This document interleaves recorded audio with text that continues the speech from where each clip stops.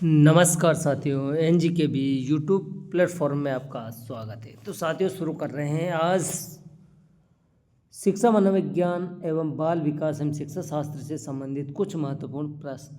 शिक्षा शास्त्र के जितने भी क्वेश्चन हैं एग्ज़ाम में आए हुए हैं और एग्ज़ाम में आ सकते हैं, वो महत्वपूर्ण क्वेश्चन आपके लिए लेके आया हूँ। तो साथियों, अगर चैनल पे नए हैं तो चैनल को, जिससे कि हर टेस्ट का नोटिफिकेशन आपके पास पहुंच जाए। और साथियों, आपके दोस्तों को भी शेयर करना, जिससे कि वो भी अपनी तैयारी में चार चांद लगा सके, रीट पात्रता में क्वालिफाई हो सके और शिक्षक भर्ती के लिए अपनी तैयारी को और मजबूत आधार प्रदान कर सके। तो शुरू करते हैं आज की क्लास। एनसीएफ का पूरा नाम क्या है? साथियों, क्वेश्चन नंबर 1, एनसीएफ का पूरा नाम क्या है? तो एनसीएफ का पूरा नाम क्या होगा साथियों? National curriculum farmer worker. National curriculum form worker work साथियों, आपका आंसर होगा स। ठीक है, नेक्स्ट क्वेश्चन। राष्ट्रीय पाठ्यचर्या दस्तावेज का प्रारंभ किसके निबंध के उद्धरण से होता है? साथियों, क्वेश्चन को समझना कि राष्ट्रीय पाठ्यचर्या दस्तावेज का आरंभ किसके निबंध के उद्धरण से होता है। यहाँ पर ऑप्शन है लाल बहादुर शास्त्री, रविंद्रनाथ टैगोर, महात्मा गांधी और जवाहरलाल नेहरू। तो आपका आंसर क्या होगा? रविंद्रनाथ टैगोर होना चाहिए। आपका आंसर होगा द। Next question. एनसीएफ के निर्माण के लिए जिस समिति का निर्माण किया गया वह समिति कितने समूह में मिलकर बनी है? साथियों, कितने समूह में मिलकर बनी है ये पूछ रहा है। तो आपका आंसर होना चाहिए स 21 सदस्य, 21 समूह में, 21 समूह में। तो आपका आंसर होगा स। Next question. एनसीएफ के दस्तावेजों का प्रारंभ किस निबंध के उद्धरण द्वारा होता है? किस निबंध के उद्धरण? सभ्यता और संस्कृति, समाज और प्रगति, सभ्यता और प्रगति, समाज और संस्कृति। तो आपका आंसर क्या होगा? आंसर होगा आपका साथियों ब। आंसर क्या होगा? ब, सभ्यता और प्रगति। नेक्स्ट। एनसीएफ 2005 का मुख्य सूत्र क्या था? सूत्र पूछ रहा है, क्या था?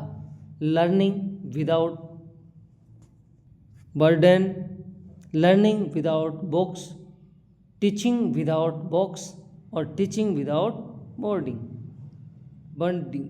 ठीक है साथियों, तो आपका आंसर क्या होगा?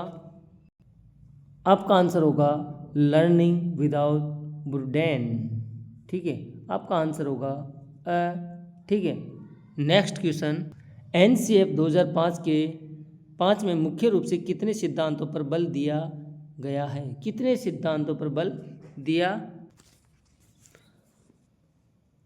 5 पे, 4 पे, 7 पे, 6 पे। तो आपका आंसर होगा 5 सिद्धांतों पर बल दिया गया है। Next question. शिक्षा का अधिकार 2009 क्रमशः लोकसभा और राज्यसभा में पारित हुआ।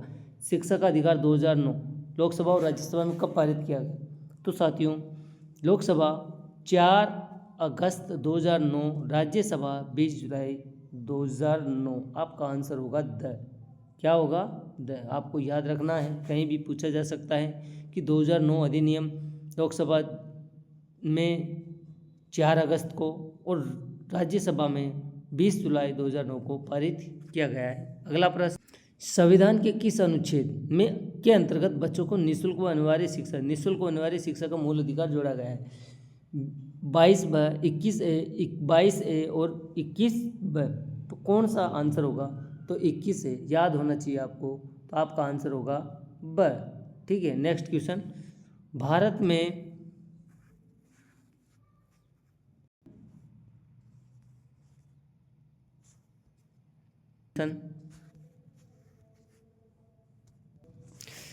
किस धारा के अनुसार सालक में बच्चों का शारीरिक अथवा मानसिक रूप से प्रताड़ित नहीं किया जा सकता?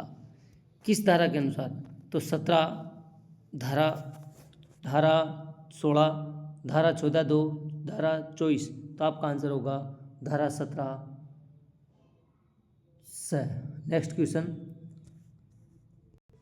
अधिनियम की अनुसूची में पठन पाठन के प्राथमिक स्तर पर न्यूनतम कार्य दिवस व घंटे निर्धारित किए गए हैं। कितने घंटे और कितने कार्य दिवस निर्धारित किए गए हैं?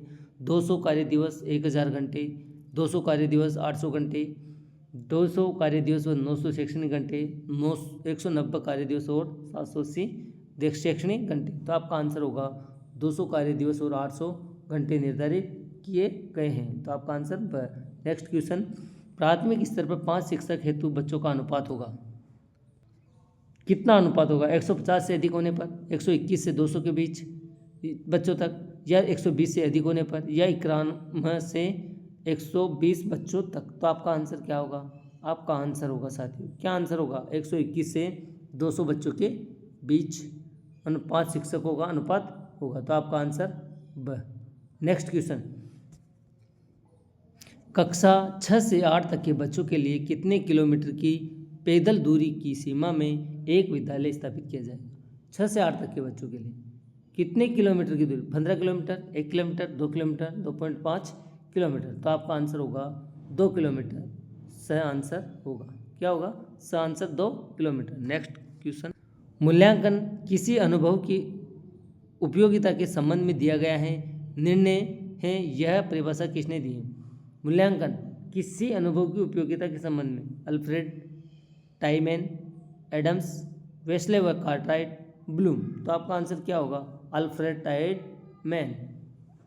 आपका आंसर ठीक है। नेक्स्ट, द कॉन्सेप्ट ऑफ एविलेशंस के किस अध्याय में अंतर्गत मूल्यांकन के पद पर बनाए गए हैं तथा कितने पद बताए गए? कितने पद और कितने पदों पर मूल्यांकन किया गया है? अध्याय 7 व 7 पद, अध्याय 5 व 5 पद, अध्याय 5 व 7 पद, अध्याय 7 व 5 पद। तो आपका आंसर क्या होगा? आंसर होगा आपका अध्याय 7 और पद भी 7 होंगे। आपका आंसर होगा द। नेक्स्ट क्वेश्चन, निम्न में से उद्देश्यनिष्ठ मूल्यांकन की विशेषता नहीं है। उद्देश्यनिष्ठ मूल्यांकन की विशेषता नहीं, व्यक्तिनिष्ठता, विश्वसनीयता, भेदता, विभेदी कार्यता। तो आपका आंसर क्या होगा? व्यक्तिनिष्ठता। आपका आंसर क्या होगा? व्यक्तिनिष्ठता। नेक्स्ट क्वेश्चन, परीक्षाएं कितने प्रकार की होती है? कितने प्रकार की होती है परीक्षाएं? 2 प्रकार की, 4 प्रकार की, 3 प्रकार की, 5 प्रकार की। तो आपका आंसर क्या होगा? 4 प्रकार की परीक्षाएं होती हैं। तो आपका आंसर स। ठीक है। नेक्स्ट क्वेश्चन, क्रियात्मक अनुसंधान का प्रकार नहीं है। क्रियात्मक अनुसंधान का प्रकार नहीं है, उपचारात्मक, निदानात्मक, संभागीय और प्रयोगात्मक। कौन सा होगा? तो उपचारात्मक आपका आंसर होना चाहिए। ठीक है, तो आपका आंसर क्या होगा? उपचारात्मक। नेक्स्ट क्वेश्चन, क्रियात्मक अनुसंधान का वह रूप है जिसकी जांच करना है का कथन समस्यात्मक स्थिति में सुधार के रूप में किया जाता है। ये परिभाषा किसने दी है? ब्लूम, कोरे, मिल व गांधी जी ने। तो कौन सा आपका आंसर होगा? तो यहाँ पर जेस मिल ने दिया है क्रियात्मक अनुसंधान का।